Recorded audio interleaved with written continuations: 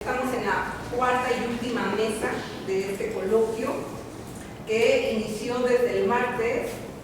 Tuvimos martes y miércoles trabajando y presentando tesistas, y hoy sábado concluimos con 4 mesas y esta es la última. Le vamos a dar la palabra a la maestra María del Rosario Petris, quien nos va a presentar 4 de sus tesistas el día de hoy. Adelante, maestra. Gracias, maestra. Muchas gracias por venir. El día de hoy van a presentar el informe académico de trabajo profesional. Aquí tengo a Alejandra Guadalupe Gutiérrez Roque. Es informe académico que es el título: Enseñanza del inglés en educación primaria, de la incertidumbre a la práctica. Bueno, pues mi nombre es Alejandra Gutiérrez. Les voy a presentar mi informe académico de actividad profesional, cuyo nombre es Enseñanza del inglés en educación primaria, de la incertidumbre a la práctica. Y en un momento les platicaré por qué le puse así, por qué el título. Estoy siendo dirigida por la maestra María del Rosario Petris Elvira, aquí presente.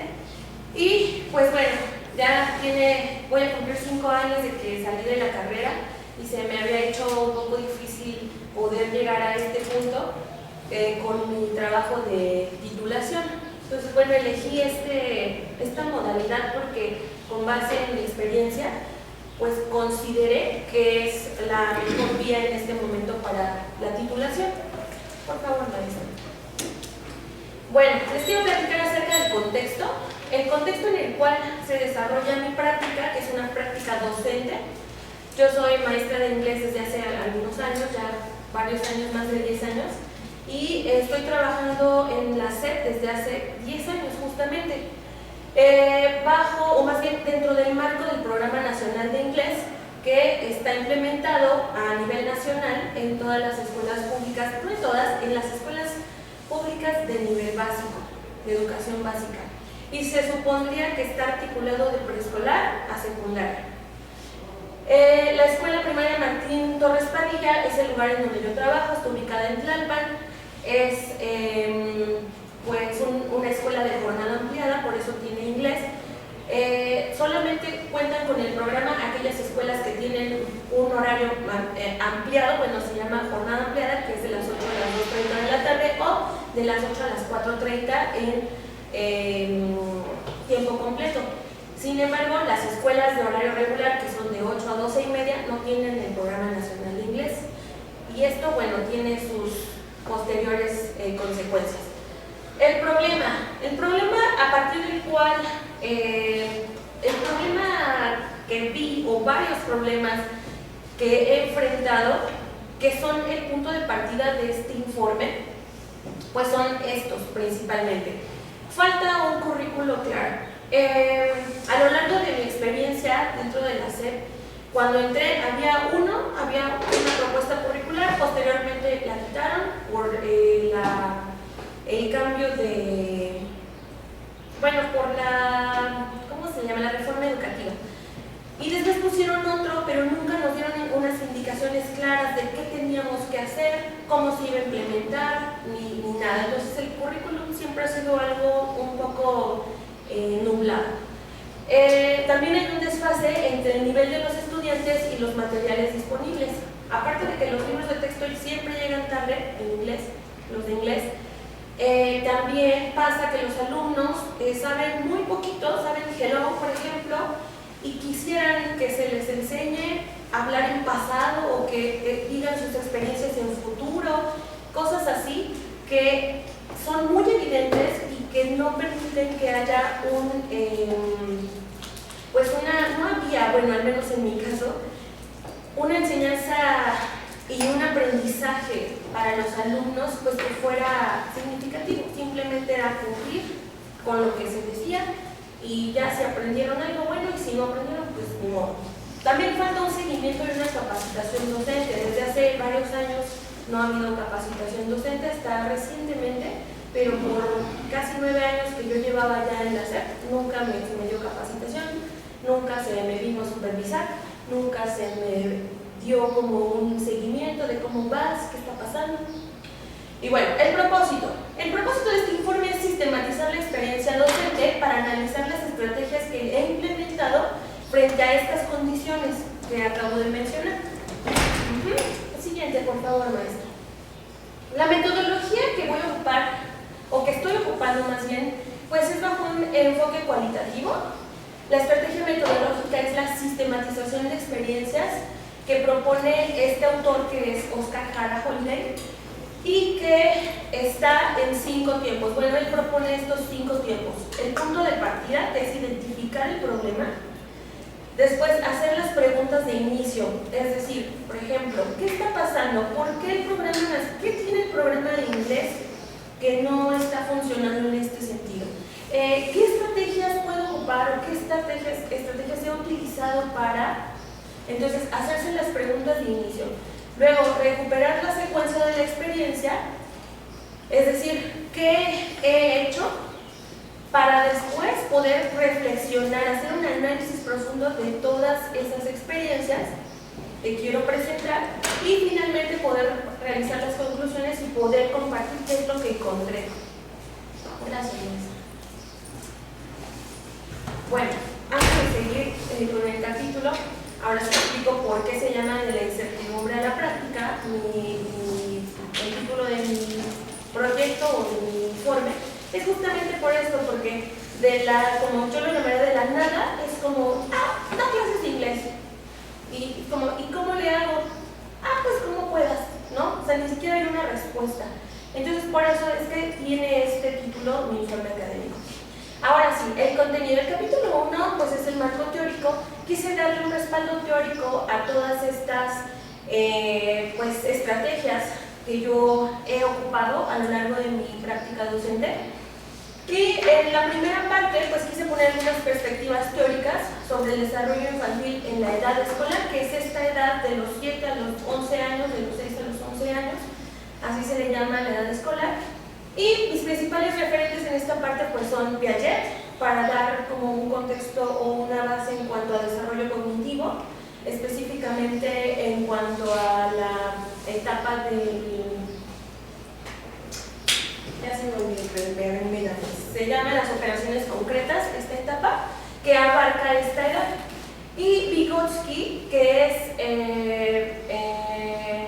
pues bueno, lo tomé como un referente en cuanto a la dimensión social del aprendizaje, ¿no? Cómo es que los alumnos aprenden en esta interacción social.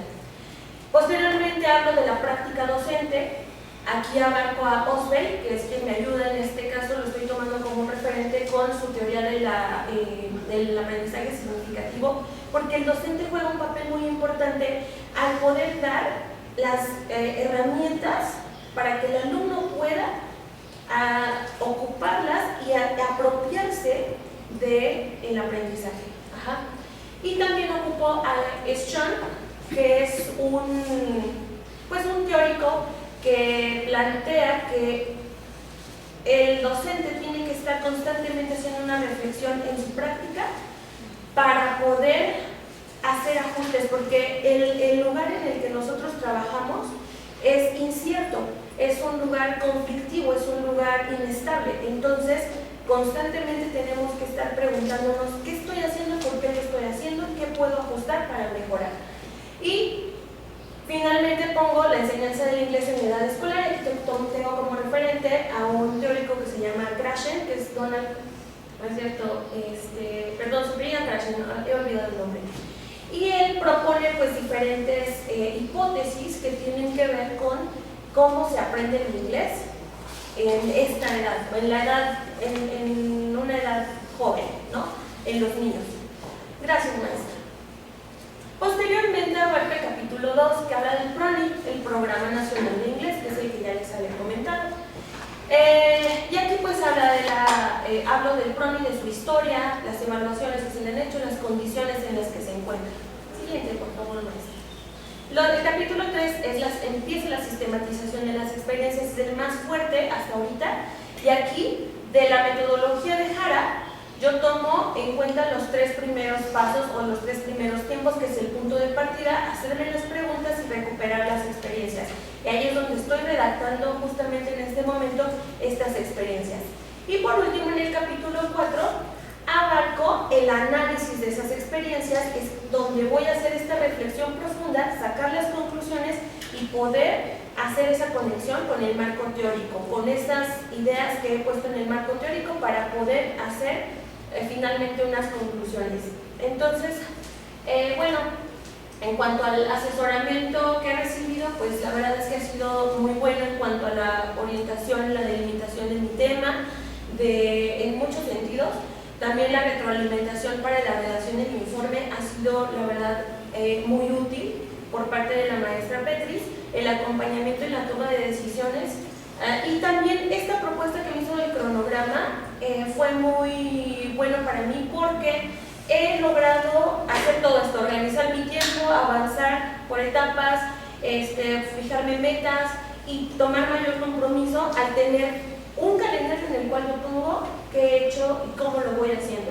Entonces este cronograma ha sido muy útil y pues en general pues es eso lo que quería presentar acerca de mi informe académico. Muchas gracias.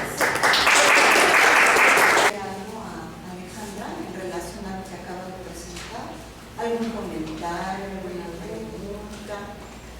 A mí en lo particular el inglés toda mi vida ha sido mi coco. ¿Cómo enfrentas eso que te digan? Es que yo enseño el inglés de Estados Unidos o el inglés de Inglaterra. ¿Qué es lo que dice el plan de estudios? Si hay un seguimiento. Bueno, primeramente, como tal, no hay un plan de estudios. Por eso es que he elaborado estos materiales de autodiseño.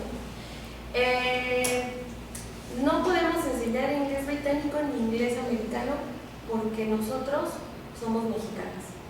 Yo, como mexicana, hablo inglés, manejo un nivel C1 y a pesar de que es avanzado, nunca voy a hablar como un nativo porque no soy nativa.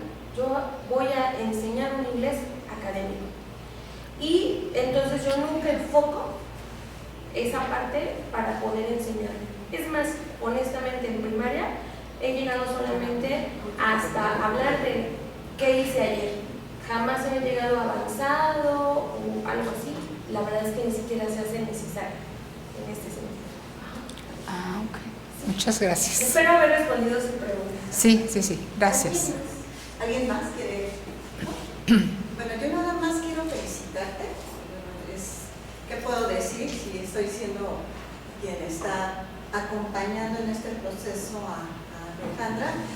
Lo que sí creo es que sí me gustaría que nos compartieras cuáles son tus principales retos en el momento que has estado estructurando tu informe académico, cómo los estás superando para que el resto ahora sí que de tu audiencia conozca eso. Pues yo creo que dentro de los retos, lo primero fue empezar, porque fueron muchos años de no tener contacto con estudiar, con investigar, ¿no? Nosotros aquí en la carrera estamos todo el tiempo investigando, estamos en la práctica, ¿no? De estar investigando. Y pasa el tiempo y ya se nos olvida. La verdad me costó muchísimo trabajo empezarlo, pero fue el primer paso y fue lo que me llevó a lo que sigue. Después la delimitación del tema fue también un reto, pero con el acompañamiento y aparte creo que justamente por decidir el informe y con base en mi práctica diaria, en mi trabajo, fue como pude irlo cerrando. Asimismo, mantener la coherencia entre una cosa y otra a mí me ha representado un desafío. Es decir, ya quería yo, por ejemplo, empezar mi capítulo 3 y yo ni siquiera había tomado en cuenta que la metodología que había elegido era esta de la sistematización de experiencias. Entonces yo ya estaba contando mi historia, ¿no? Y después dije, bueno, ¿esto cómo se conecta con mi metodología? Entonces es regresarme y, claro, es que la metodología dice esto. Entonces, si yo elegí esta metodología, tengo que hacer congruente esto que estoy escribiendo. No puedo escribirlo nada más porque sí. Tiene que haber una congruencia y una conexión entre todo lo que estoy diciendo. Asimismo, pues la utilización del lenguaje académico a la hora de escribir se me ha hecho la verdad un reto. Y asimismo, pues la redacción del marco teórico creo que para mí fue lo más difícil. El buscar la información, el hacer las fichas, el APA, el poder terminar el marco teórico, la verdad me llevó muchos meses y ahorita que ya estoy en los últimos capítulos, a mí se me ha hecho más rápido. Y pues no sé, creo que hace falta tomar el primer paso, empezar. Eso, muy bien. Sí, Pues te felicito. El informe académico, lo que está construyendo Mariana Leal Trejo, aquí presente, es informe académico de trabajo profesional, se denomina Aprendizaje y Memoria Colectiva en la experiencia del recorrido guiado en el Museo Casa de las Mil Muñecas. Le cedo la palabra para que dé inicio. Muchas gracias, maestra. Buenas tardes, compañeros, colegas. Me presento, mi nombre es Mariana, soy guía del museo en el Museo Casa de las Mil Muñecas. Llevo aproximadamente 2 años y medio siendo guía. Me gustaría hacer mi presentación como un poquito más dinámica, como más platicadito, empezando por la parte, ¿qué tan seguido vamos a los museos? Ok, ya ves sus caritas, no seguido. ¿Qué tan seguido vemos publicidad en el museo o en redes sociales de un recorrido guiado? Todo lo que vemos son experiencias para redes sociales, experiencias para Instagram, todo lo vendible de hacer. En lo personal, amo los museos, me apasiona muchísimo desde el hecho de cómo te van contando una historia. Hay museos desde antropológicos, históricos, de arte, de ciencias, ciencias más duras, interpretativos, los centros de memoria, pero cada cuando vamos a un museo y lo vemos llenos de estudiantes. Los que van a museos son gente adulta y los estudiantes que van por obligación de tareas. Los adultos que van acompañándolos, somos pocos los que vamos por amor a aprender. Entonces, con esta introducción les presento todo mi proyecto que yo lo quiero presentar, que es con Individi. Ok, vamos a hablar un poquito más de qué es el Museo Casa de las Mil Muñecas. El Museo Casa de las Mil Muñecas, pues su nombre lo dice, a qué se dedica. Este museo lo que busca es romper la ideología de que las muñecas son únicamente para mujeres, que las muñecas son únicamente para niños. Aquí les voy a platicar un poquito de lo que decimos en nuestro recorrido guiado. Los hombres, los varones, siempre han jugado con muñecas. Cuando empezamos a hacer juguetes, el ser humano representó a la figura femenina para posteriormente ir inculcando el rol en la sociedad. Todos sabemos, como colegas, que es el juego representativo, lo hemos visto. Y en los niños fue lo mismo, pero con las figuras de acción, los hombres de acción, ¿para qué? Para que los niños aprendieran a ser grandes, fuertes, cerrarse en sus emociones, mientras que las mujeres nos enseñaban a ser amas de casa, ser mamás y cuidar. Entonces, este museo busca romper eso, por eso me encanta estar ahí. Y este museo tiene 2 dinámicas. Una es el recorrido libre, vas a tu paso viendo lo que más te interese, a lo largo de 3 pisos de exposición en el cual presentamos más de 4,000, hablando únicamente, más de 4,000 muñecas. De ahí vámonos a accesorios, casas miniaturas, decoraciones. Es un museo enorme. El recorrido guiado, que es donde entra principalmente mi práctica profesional, es un recorrido guiado en el cual tenemos de hora a hora y media en platicarles, no les explicamos, les platicamos la historia de las muñecas. Desde cómo surgen en México, cómo se empieza esta evolución a través de la sociedad y de manera general, cómo empiezan en el mundo, justo cómo se inculca en las mujeres y cómo se inculca en los hombres. ¿La que sigue, por favor? Ok, la problemática que yo vi durante estos 2 años y medio de práctica es que la gente no habla en un recorrido guiado. El público solamente es espectador, solamente te escucha, porque estamos acostumbrados que en el recorrido guiado el guía solamente te da fechas, te da técnicas, te reduce lo que dice las cédulas, te reduce o a través de él te interpreta lo que quiso decir el museógrafo, el curador, el artista, pero realmente ¿qué aprendizaje te estás llevando? ¿Por qué? Porque hemos ido a museos por escuela y solamente haz fecha, quién ibas aprendiendo cambió tu visión sobre, no hablando de muñecas, hablando de cualquier museo, qué cambió en ti? Entonces yo al ver esto y en mi práctica profesional me di cuenta que el público sale más emocionado y más motivado a volver a los museos cuando los haces parte del recorrido, cuando les preguntas, oye, ¿te acuerdas de esto? Oye, ¿tú viste esto? Simplemente tenemos las muñecas de Sololoy. Hay una frase que dice, qué bonita, pareces muñequita de Sololoy, pero ¿de dónde viene esa frase? Del material, de lo delicadas que son. Entonces, el recorrido guiado es conectar con el público, conectar con el visitante, porque si tú les preguntas, ¿conoces la frase? Y ellos, claro, me lo decía mi abuela, mi mamá cuando vino. Te cuentan su historia y tú le dices, claro, lo que tú me estás contando, esto es la formalidad, esto es la teoría, porque también me he comprobado en mi práctica profesional, muchas cosas no sabemos cómo se llaman, si tienen un título, si alguien ya los investigó, pero no todo está investigado. Mis preguntas que tengo es, ¿cómo se relaciona el recorrido guiado y qué impacto tiene con los visitantes adultos de entre 40 y 50 años de edad? ¿Por qué escogí esta población?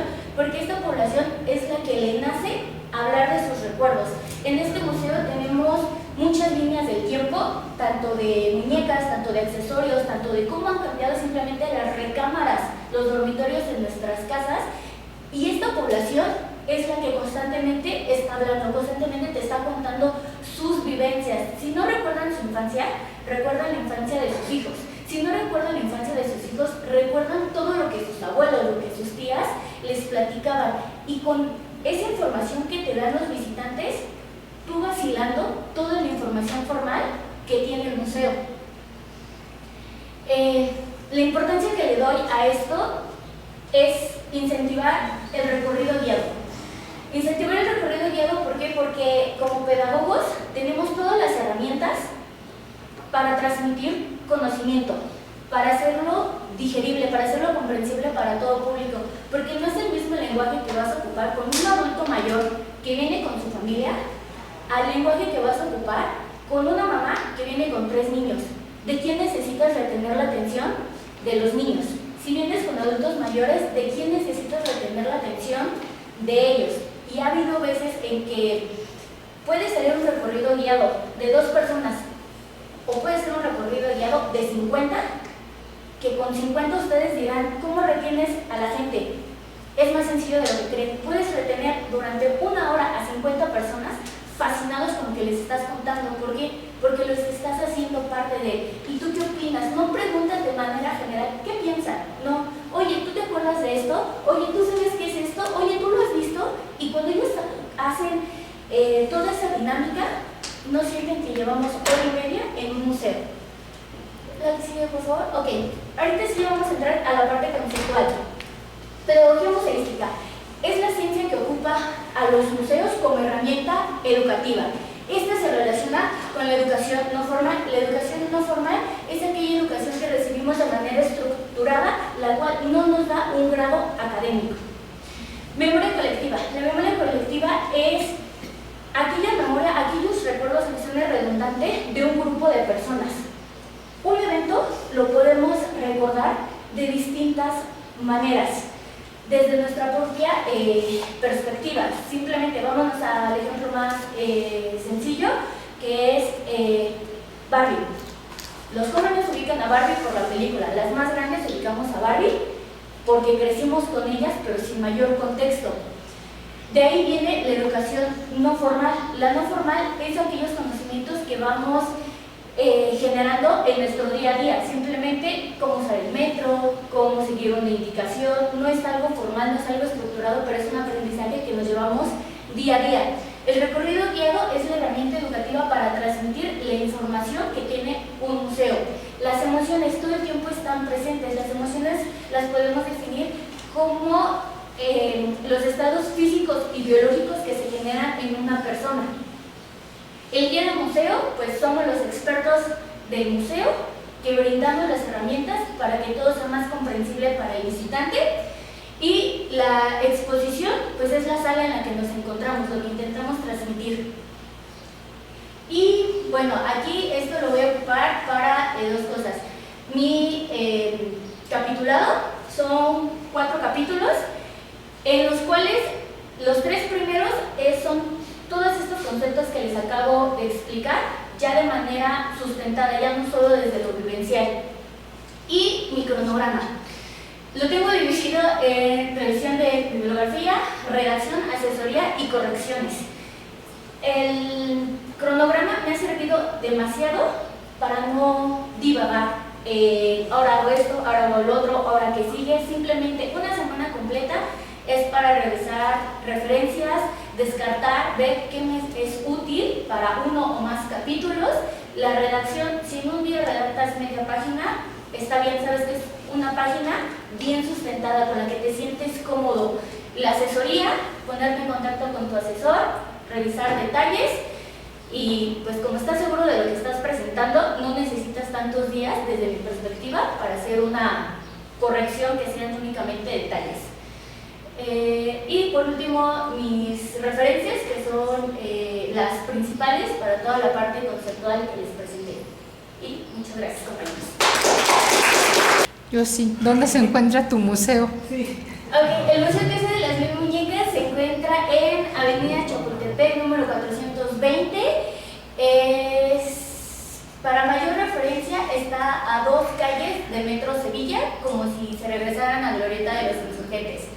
Si quieren el recorrido guiado, este es entre semana, es con horarios, está sujeta a disponibilidad, pero sinceramente es un museo muy, muy bonito, donde nuestra principal misión en el área de guías es que todos salgan recordando su infancia de la manera más amigable, porque siempre van a encontrar la muñeca o el juguete que tuvieron o el que siempre quisieron tener y ahí está. De hecho, como comentario, México se ha caracterizado por tener muchos museos y más concentrados en la Ciudad de México. Pero también es cierto que a veces mienten con la información para jalar a la gente, ¿no?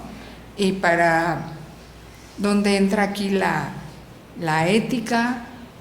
Si te has enfrentado en esta parte, por ejemplo, en el desarrollo que has hecho tú dentro del Museo de las Muñecas, si te has enfrentado a este tipo de situaciones, porque igual pasa con la comida, ¿no? También mienten con tal de atraer al público, ¿no?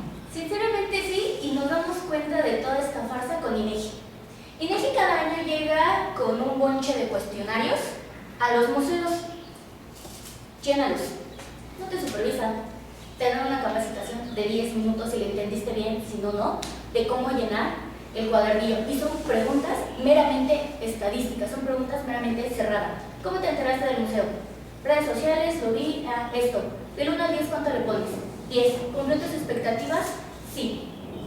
Y son encuestas que se hacen periódicamente, pero nunca a nosotros como museo nos bajan esa información que hicieron. Solamente el reporte lo encuentras un año después, pero hablando en general, y INEGI te dice de excelente, Ciudad de México justo, tiene muchas visitas a los museos. Y es, sí, pero ¿por qué están viniendo? El Museo de las Mil Muñecas es un museo antropológico porque es la evolución de la sociedad. La gente no va a hacer una tarea, la gente no va a hacer investigación, a que si fuera monal, a que si fuera antropología, a que si fuera economía, porque ahí hay conceptos más duros, a ellos sí van por tarea, al de nosotros es por mero placer al arte que INEGI no te dice, y la publicidad que hacen a los museos es quien paga esa publicidad. Secretaría de Cultura es, ¿quieres participar en Noche de Museos? Págame para hacerte difusión, si no, no te voy a presentar en Noche de Museos, que es cuando más visitantes tenemos, porque muchos museos ponen sus precios, sus entradas a la mitad o con cuotas de recuperación, pero los que somos museos independientes vivimos de nuestra propia publicidad. Desde tu experiencia, ¿cuál es la pertinencia del pedagogo en este proceso de formación informal que genera el museo? ¿Y cuál es el sentido también que tiene la memoria en ese sentido? ¿Cuál es el proceso de enseñanza y aprendizaje que se produce en los museos? Y en ese sentido pregunto la pertinencia del pedagogo. Porque es muy importante situar en lo no formal la pertinencia y la función pedagógica, ¿no? que se tiene, porque los museos no es solo una nueva referencia, sino es también otro proceso de aprendizaje que mantiene la memoria histórica, como bien lo señalas. ¿Cuál es tu experiencia? Entonces, desde tu experiencia, ¿cuál sería esta discusión?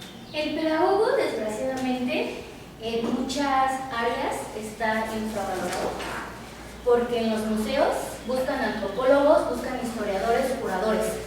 Y los pedagogos, ¿dónde entramos? En el montaje de una exposición trabajamos de mano a mano con museógrafos y curadores, porque no me vas a poner, en este caso, una muñeca del Porfiriato y después me vas a poner una Lili Ledi de los 70s para acabar con Barbie. ¿Qué sentido tiene? No lo tiene. Porque ¿dónde entramos? En la realización de las células. No puedes usar el lenguaje completamente formal, porque quien está yendo al museo no son expertos, es gente que quiere ir a aprender, y si pones ese lenguaje, no hay gente en los museos. ¿Dónde entramos más? En el recorrido guiado, porque nosotros tenemos las estrategias para hacer las dinámicas con niños, con adultos mayores, con familias que viene el de 5 años, el de 10, el de 12 que lo trajeron más a regañadientes, la abuelita que viene impactada. Ahí es donde entramos, y todo lo que hemos aprendido en estos 4 años, aunque parezca que no tienen relación, en mayor o menor medida la tenemos. Nosotros entramos en el simple hecho de hacer la realización del guión, porque vas a ir estructurando cómo una sala se conecta con la anterior, ir haciendo ese puente entre historia y historia y historia. Y la memoria colectiva, son justo las historias de la gente. ¿Por qué? Porque simplemente pongámonos un ejemplo más comercial. El MIDE, Museo Interactivo de Economía. La mayoría los conocemos porque nos llevaron a una excursión.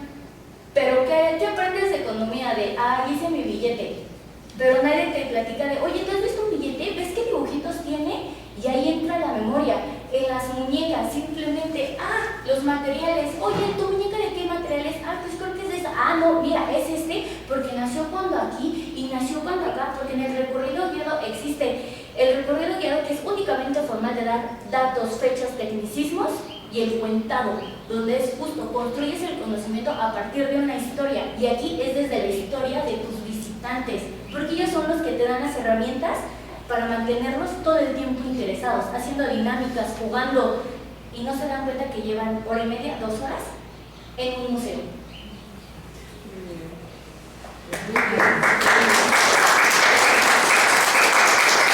Muchas felicidades. Pues ahora tengo el privilegio de presentar el informe académico de servicio social. Se denomina Inteligencia Artificial como herramienta didáctica de apoyo a la práctica docente, experiencia en la Escuela Militar de Oficiales de Sanidad. Ella es Marta Ocampo Rivera, ella ahorita está en este proceso de construcción, y le cedo la palabra. Hola, ¿qué tal? Buenas tardes. Permítanme presentarme. Mi nombre es Marta Ocampo Rivera, como acaba de mencionar mi asesora, y soy egresada de la Facultad de Filosofía y Letras del Sistema de Universidad Abierta. El día de hoy les voy a presentar mi informe académico de las actividades de mi servicio social, el cual lleva por nombre la inteligencia artificial generativa como herramienta didáctica de apoyo a la práctica docente. Esta es una experiencia de la Escuela Militar de Oficiales de Sanidad.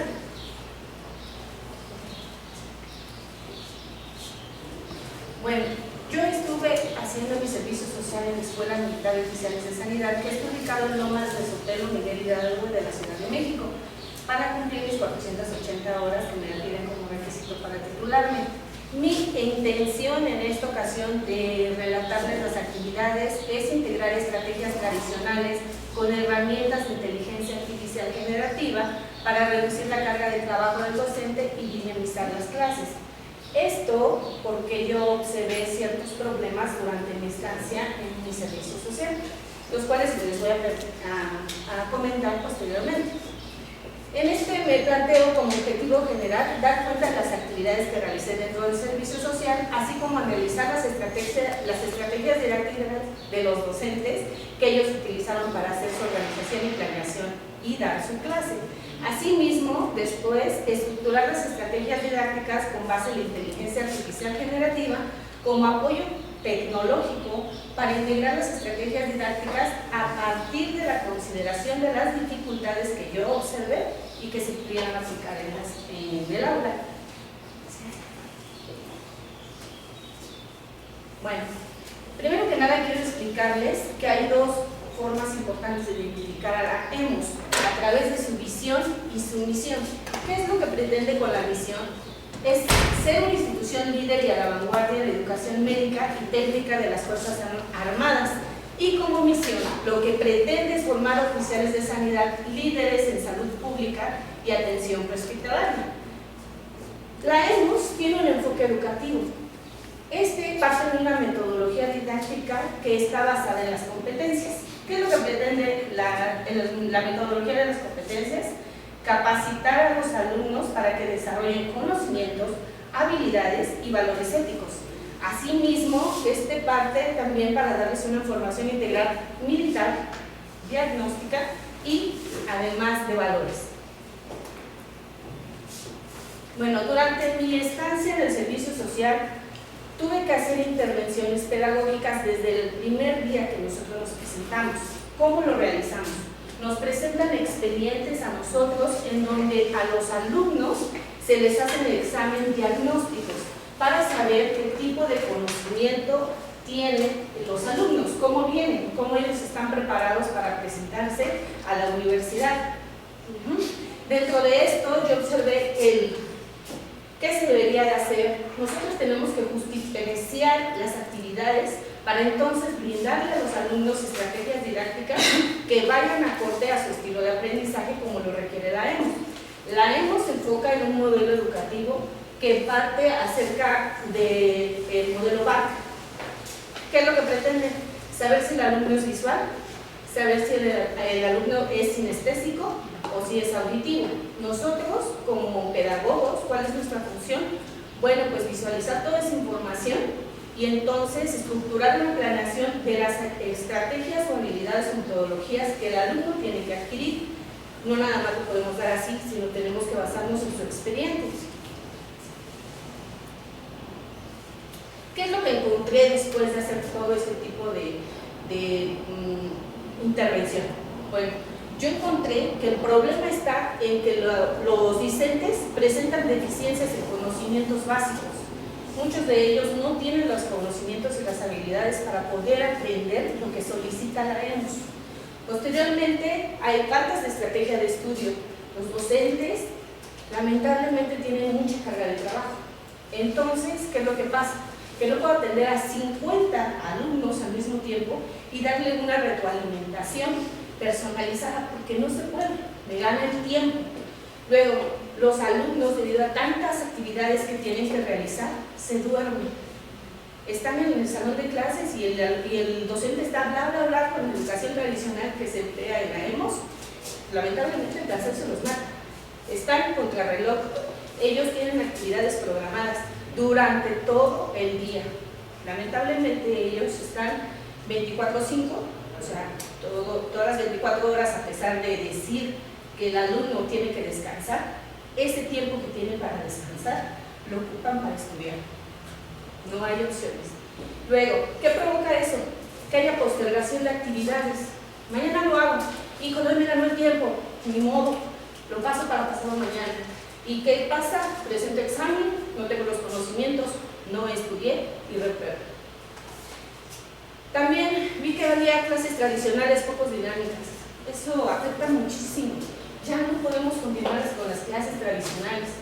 Tenemos que estar a la vanguardia de la tecnología que se nos está presentando hoy en día. Y la inteligencia artificial es una realidad que ya está presente, que no la vamos a poder cambiar y que podemos adaptarla para nuestro beneficio. Por eso es que yo propongo que esta se utilice como una herramienta de apoyo. No quiero que me facilite mi trabajo, simplemente que me apoye a llevar esa carga que tengo como docente. ¿Para qué? Para que se produzca un aprendizaje significativo en los alumnos. Y como decía al último, tienen exceso de tarea. O sea, a pesar de que en su clase tienen que atender todo, les dejan tareas que ellos les llaman portafolios de evidencias. Los portafolios de evidencias es el único método de estudio que tienen los discentes para poder pasar los exámenes. ¿Y qué es un portafolio de evidencias? ¿Alguien me podría contestar? ¿Algún pedagogo que me pueda contestar?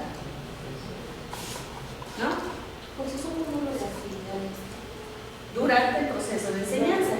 Lamentablemente para ellos, lo que es un portafolio de evidencias es una hoja con ejercicios que ellos tienen que realizar y que se anexan a un expediente.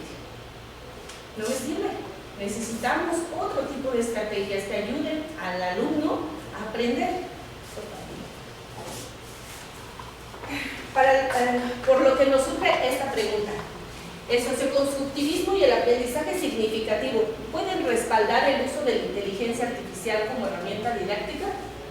Yo apuesto que sí.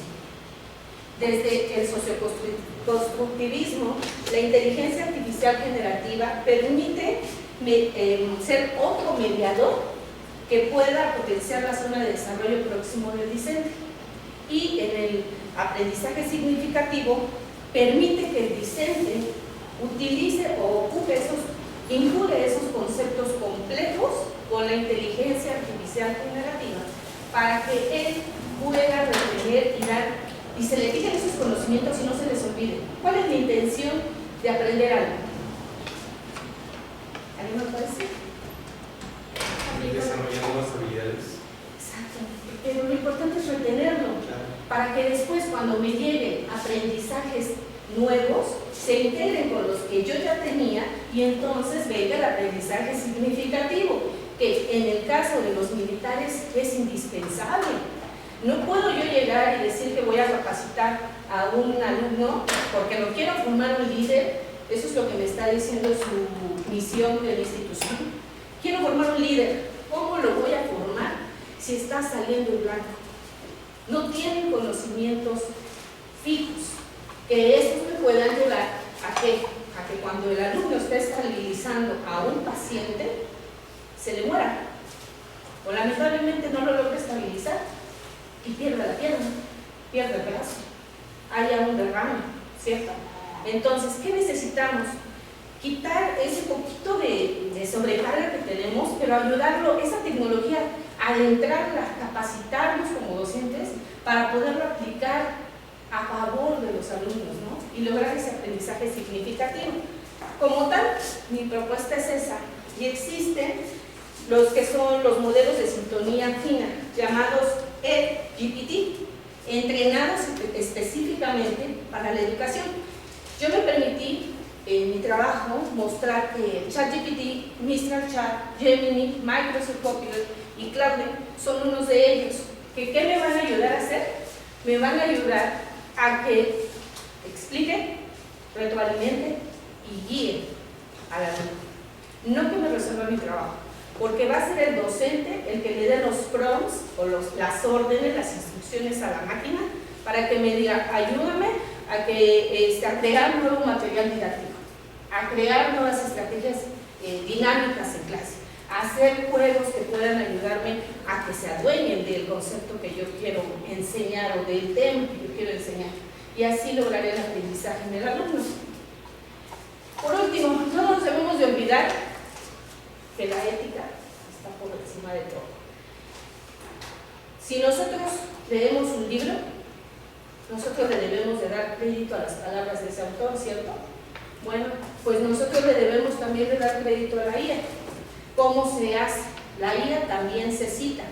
La IA también lleva lo que es OpenAI, que es la empresa que hizo a la IA, y el año en el que se utilizó. Pueden ubicarlo al final de los agradecimientos, como ahí dice, al final de la página, en las notas finales, o, por ejemplo, darle atribución en la línea dentro del texto y citarlo normalmente como si citaría un autor. O sea que sí podemos utilizar a la IA. No la debemos de ver como una enemiga, sino a lo mejor como un aliado, ¿no? Que me ayude a lograr lo que está buscando ahorita el profesor. De acuerdo a la UNESCO, nosotros tenemos un índice de reprobados de un 68% de alumnos que no saben ni leer, ni escribir, ni redactar un texto. Lo veo y lo vemos nosotros en la universidad cuando queremos realizar un trabajo, ¿no? ¿Qué decimos? Pues bueno, meto la información, la copio, la pego y la entrego, porque esa es la finalidad, cumplir. Y no, nuestra finalidad es lograr un aprendizaje significativo, como nos lo mencionaba usted. y estar en la zona de desarrollo próximo, como lo menciona Vygotsky. Sí, muchas gracias. Creo que es muy interesante, sobre todo en el lugar donde se va a implementar. Pero esto de lo último que decías sobre escribir, ¿no? ¿Cómo en este proceso formativo la inteligencia artificial nos puede ayudar a desarrollar estrategias de lectura más como eficaces, más interesantes, ¿no? Más que estimulen justamente esta capacidad? O sea, no la deleguen, ¿no?, en la IA a que te haga el resumen o la síntesis, ¿verdad? Sino que te habilite también, o sea, al estudiante o al estudiante, pues para leer mejor, ¿no? Porque yo creo que sí nos puede servir de mucho, ¿no? En esto de leer, puede ser también para escribir. Yo con mis estudiantes les invito a que, bueno, hacemos ejercicios para que puedan escribir mejor, cuando realmente es un proceso muy complejo el escribir, ¿no? Pero el leer, ¿qué opinarías en el caso de la lectura? Bueno, pues es que justo la IA me puede dar esas estrategias o esas ideas que pueda yo desenvolver en mi clase con los alumnos de manera conjunta, de manera individual. Podemos incluir a los alumnos con dinámicas que te ayuden a ti a consolidar a lo mejor la velocidad lectora, la comprensión lectora. ¿Qué dijo Pablito acerca del tema fulano de tal?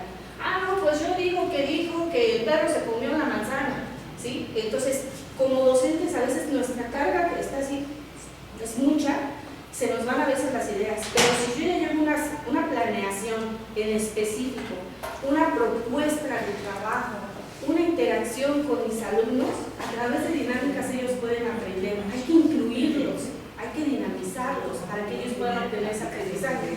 Entonces, si mi compañera observa que al leer se detiene y no se burla ni otra compañera, sino al contrario, proyecta la velocidad, cómo se debe de hacer, ella ya le dio el ejemplo de cómo leer, sin necesidad de que a lo mejor yo le dé la retroalimentación.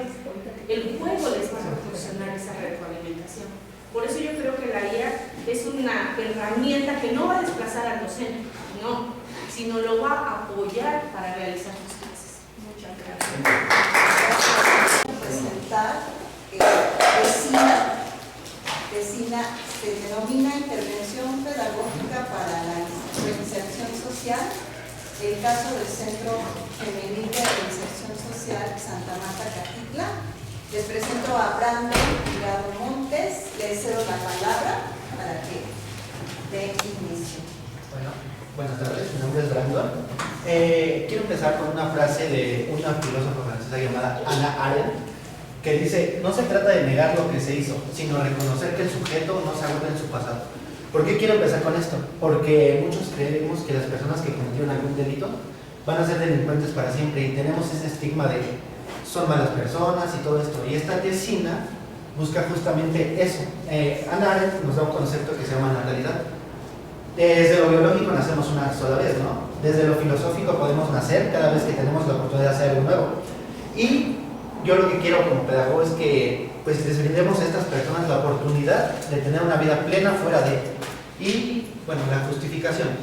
¿Dónde nos justificamos? En el artículo 18 constitucional, que nos dice que el sistema penitenciario se organizará sobre la base del respeto de los derechos humanos bajo los 5 ejes de la reinserción social, es decir, la educación, la salud, el deporte, el trabajo y la capacitación para el trabajo.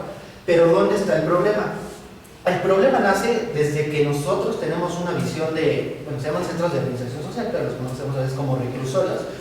Desde que vemos que en los reclusorios hay condiciones muy inhumanas, hay violencia, bueno, ¿cuántos no hemos visto en las noticias de motines, de todas esas?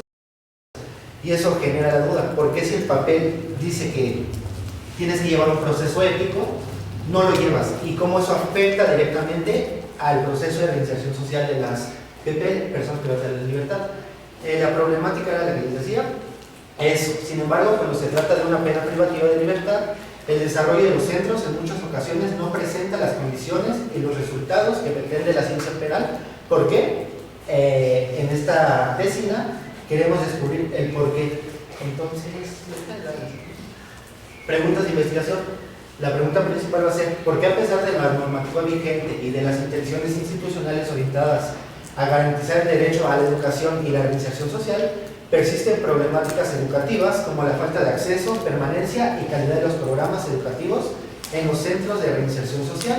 Y bueno, ahorita les voy explicando un poco las generales a base de los capítulos. Y el objetivo general va a ser determinar las causas por las cuales, pese a la normativa vigente y a las intenciones institucionales, persisten problemáticas en los centros de reinserción social a partir del análisis que se va a ir haciendo. La metodología. Ocupé un enfoque mixto. ¿Para qué? Para lo cuantitativo y lo cualitativo. Para lo cualitativo, me di la tarea de entrevistar a egresados del sistema penitenciario mexicano, es decir, personas que estuvieron en el centro de Santa Marta y ya están cumpliendo su proceso de reinserción. Bueno, proceso de reinserción porque no solo es adentro, el proceso de reinserción comienza cuando empieza a cumplir su condena, pero no, es un proceso que se lleva hasta fuera de cómo lo vamos a evaluar, es lo que queremos también buscar en esta tesina. El capítulo 1, breve historia del proceso de encarcelamiento en el mundo. Aquí se va a ver, bueno, es lo jurídico, lo teórico. En el 1.1 vamos a ver cómo vamos desde la fase vindicativa, que es de los pueblos primitivos, que decía la ley de Italia, ojo por ojo, diente por diente. Era venganza según, pero a veces el castigo era más fuerte de lo que realmente se hizo y cómo se quiso regular eso. Hasta la fase resocializante, que es donde ya se le da la oportunidad a la persona de trabajar, de esta oportunidad de volverse a desarrollar plenamente. La reseña histórica del sistema penitenciario mexicano, que vamos desde la época prehispánica, colonial, del México independiente, y concluimos con los tres regímenes que aparecen desde la Constitución de 1917, que es readaptación social, regeneración social y, por supuesto, la reinserción social, que es la que tenemos actualmente, y los ejes de la reinserción social, que es el trabajo, la capacitación para el trabajo, la salud y, por supuesto, la educación.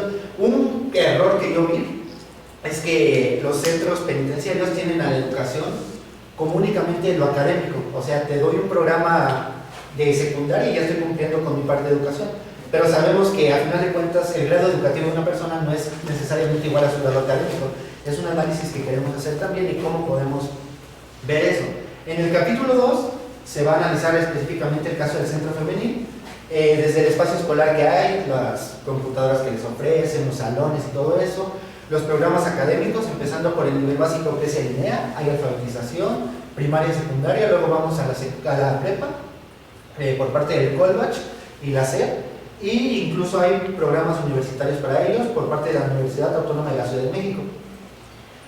Vamos a enfocarnos también en los hijos de las mujeres, que están los CEMIS ahí, los Centros de Desarrollo Infantil, y cómo desde que nacen están ahí con ellas y hasta los 5 años ya pueden estar ahí y lo sacan. Y también el golpe que eso quiere, bueno, el golpe que le da la PPL, de que te quitan a tu hijo literalmente, ahí, capacitación para el trabajo, desde talleres de hacer tortillas, de hacer pulseritas y todo eso, el trabajo adentro, cómo se gana la vida ahí adentro de los PPL, el arte, que la reinserción social nos habla del arte, que nos da la posibilidad de un mejor desarrollo, de hacer catarsis de, ¿cómo se llama?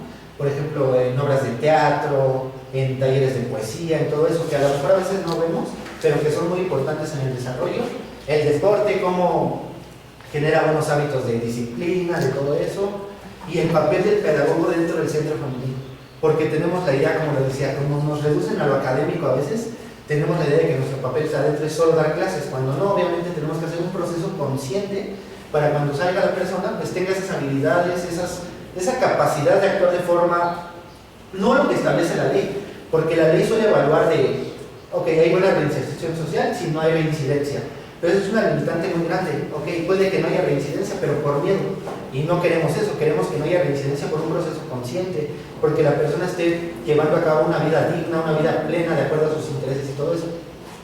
El capítulo 3 se llama Las voces fuera del papel. ¿Por qué le puse así? Porque, ok, está escrito algo, pero tu realidad es completamente distinta. Es aquí donde le dimos voz a las ex-PPL, que al final de cuentas siento que son los que más importan, no es lo que nos diga el papel, sino ellas, lo que realmente vivieron. Educación para la reinserción social o educación para cumplir.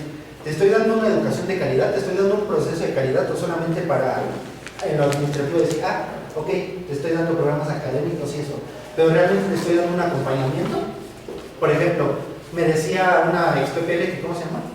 Hay personas que llevan un año con el mismo módulo y a las personas allá adentro les da exactamente igual. El capítulo 4, una formación desde la raíz, es una propuesta de un curso de ética para el personal penitenciario, porque no todo son ellas. Esto se vuelve un círculo vicioso. El personal penitenciario a veces se mueve por corrupción, por delirios de poder literalmente, y eso genera más violencia en los PPL, decían que salen más débiles de lo que entraron. Es decir, su capacidad de estar afuera es mínima y vuelven a la reincidencia. ¿Por qué? Porque vivieron entre violencia, todo eso, no generan habilidades nuevas, sino... Este es una organización desde mi mirada pedagógica, quiero decir que no solo se basa en la no reincidencia, sino en el proyecto de vida. Es la propuesta de cursos especializados de acuerdo al delito. Se quieren eliminar conductas, sí, de forma consciente, pero las temáticas que se abordan son distintas. Es decir, no se puede homogeneizar la educación. Como siempre, en todas partes, igual allá adentro. Y la formación del pedagogo. Esta es una propuesta para una asignatura de sistema de universidad abierta, porque sí tenemos bases como educación de adultos, como sociopedagogía, pero hay cosas específicas que este curso busca impartir para generar esas habilidades en el pedagogo que nos ayuden para dentro del centro de organización social. Y la bibliografía, pues, y esto. Excelente aporte, excelente trabajo, sobre todo por un campo en el que no hay mucha consideración. En la UACM, por ejemplo, creo que incluso hay una creo que asignatura, no sé si programa específico para incorporar a la universidad a la actividad de los reclusorios, a la formación y más de eso en los reclusorios, y quizás también conviene ver qué otras instancias universitarias e institucionales se han propuesto también generar estos procesos, ¿no? Digo, para que pudieras complementar esta misión, y seguramente va a haber mucho. Muchas gracias. Gracias, muy bien. Gracias. Pues muchas Pues gracias. muchísimas gracias a los tesistas, a los comentaristas, muchísimas gracias por haber hecho posible este coloquio, y pues todas las experiencias que nos compartieron durante esta semana han sido muy enriquecedoras, experiencias muy positivas, experiencias que nos han dejado sorprendidos y que también nos han dejado con temas que quisiéramos seguir investigando acerca de ellos. La calidad de los trabajos, no hay palabras para decir que ese compromiso de las asesoras y asesores por estar al pendiente del desarrollo de los trabajos de titulación. Y bueno, pues esto fue un espacio para ver cómo están ustedes aprovechando esta formación académica y cómo se está reflejando en estos trabajos de titulación, y también motivarlos a que concluyan su carrera. Muchas gracias.